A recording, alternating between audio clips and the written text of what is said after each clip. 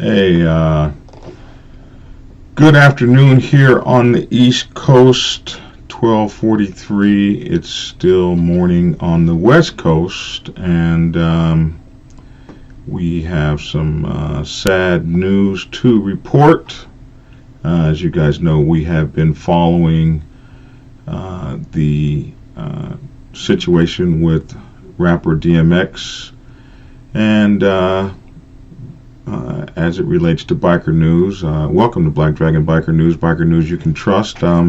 So with this very sad information, sad to report to you that today on April 9th, 2021, at approximately 9:27 a.m. West Coast time, this report, DMX Dead at 50 years old, which is really very, very sad. DMX has died a week after suffering an overdose, TMZ has reported. Of course, we're not able to independently verify that, so we're just going off of their reporting. TMZ broke the story. DMX had virtually no brain function after he was deprived of oxygen for nearly 30 minutes following his overdose. His brain function never returned, and by Thursday, his organs began failing while he remained on life support in a New York hospital. Many people in X's family were at the hospital over the last week, including his mom, fiancée, and many of his children.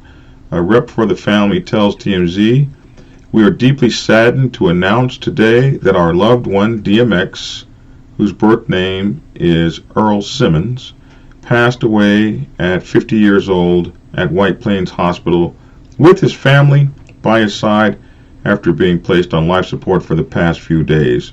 Earl was a warrior who fought till the very end."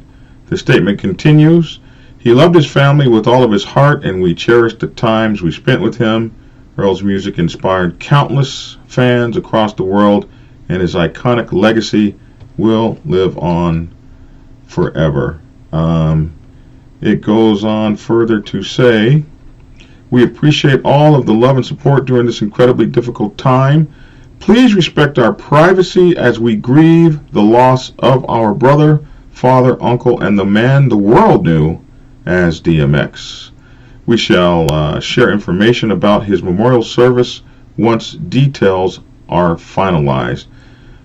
And that was the end of that quote. DMX got his start in music back in the 80s, performing with Reddy Ron while simultaneously serving time behind bars, until he finally dedicated himself to music full-time in the 90s. He eventually got signed by Columbia Records, Rough House imprint, and appeared on records with Jay-Z, LL Cool J, Moss, and even the rock band Sum 41. It wasn't until '98 that he truly broke out when he released the Ruff-Ryders debut studio album, It's Dark and Hell is Hot, to critical and mainstream acclaim. Not to mention, he added his new canine persona.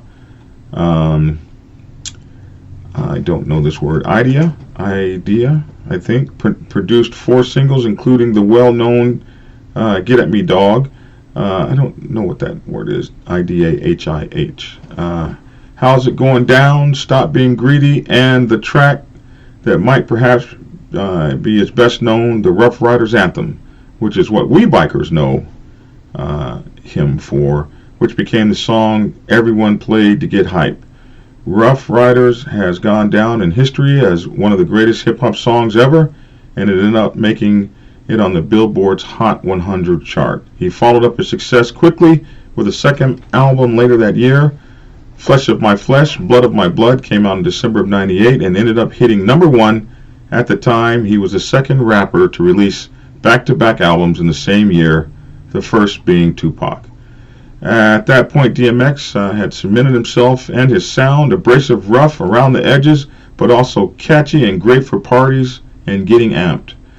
His third album hit the last point home with his single Party Up in Here, another one of X's notorious songs that helped him get major play on radio and clubs and in movies. Speaking of movies, X himself made his feature film debut in the 2000s in Romeo Must Die. I really love that show, that movie, which starred Jet Li playing a version of Romeo opposite Aaliyah, another one of the greats that left us too soon. He went on to star in a number of memorable flicks after the 2000s rolled on. Exit Wounds and Cradle to the Grave come to mind. So do Never Die Alone and Last Hour. Safe to say X was making a name for himself in both in and out of music. But of course he was fighting legal battles in the background at the same time.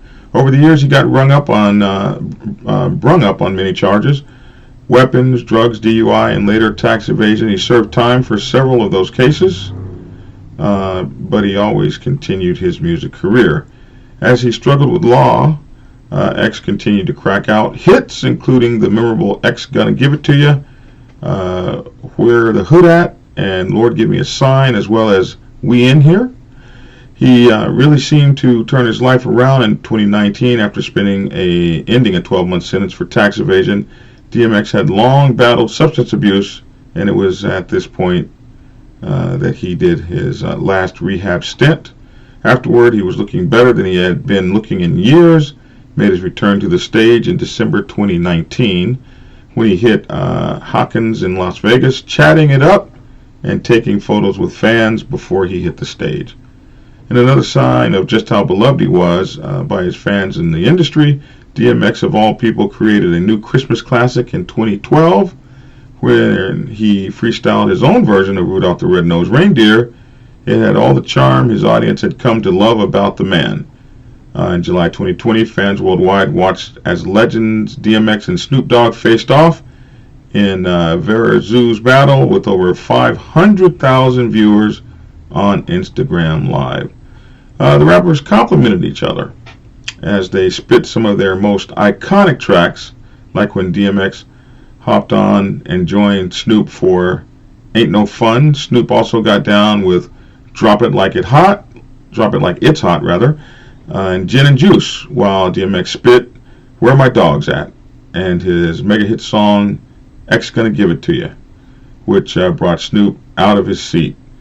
And it's really sad. The last time the TMZ cameras caught him was in July 2019, and DMX talked to us about the importance of being safe on movie sets when doing action stunts.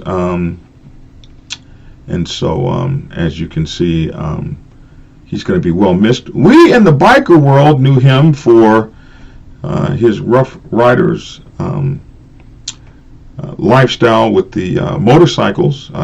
It seems that when he got involved with the Rough Riders, which started out as a street team that attached to him, and he blew up, they blew up. We actually had the Ruff-Ryders Italian silverback chapter from Italy, the president that was on, I believe, yesterday, Reaper, or it might have been the day before yesterday, who gave us a good background of how the Rough Riders motorcycle street crew gained popularity around the world.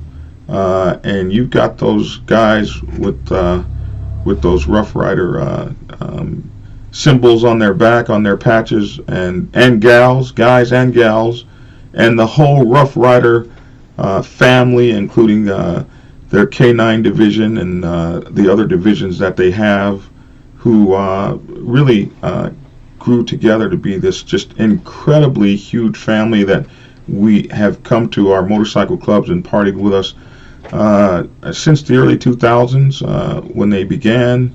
Of course, they had a big feature in the movie Biker Boys in terms of the stunts were performed by Rough Rider individuals. And so we've seen them as they blew up. They would come to our parties with hundreds and hundreds of members and really support the motorcycle club scene, sets and clubhouses all over the United States and in fact all over the world.